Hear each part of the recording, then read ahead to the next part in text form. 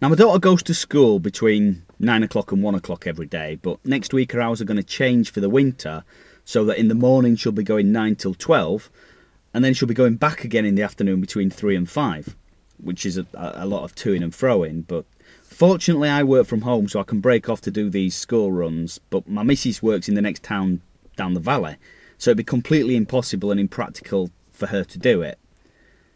But one thing I've noticed is that it's amazing how many grandparents will take on this responsibility to help out here.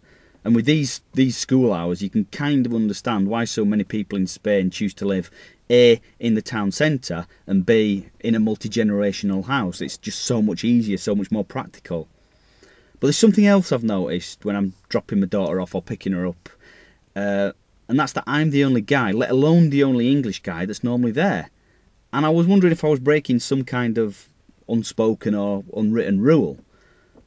I sort of just hover towards the back of the scrum and towards one side, away from the other mums, while they jabber away in raving Valenciano.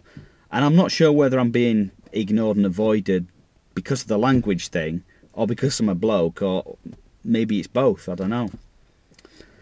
I mean, my daughter's only been at the school for a week, so maybe it's because I'm not a familiar face yet. But the other day I swear that I saw the local policeman at the end of the road keeping an eye on me. Maybe I'm being paranoid, I don't know.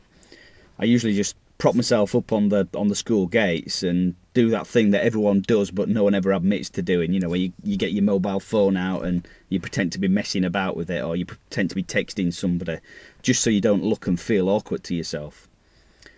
But when the bell rings at the end of the day, most of the kids will come running up and they'll talk to me, but I struggle to understand 3-year-old toddler in English, let alone in Castellano. So I usually just smile and say hola and try and look less of a thug than they make me feel.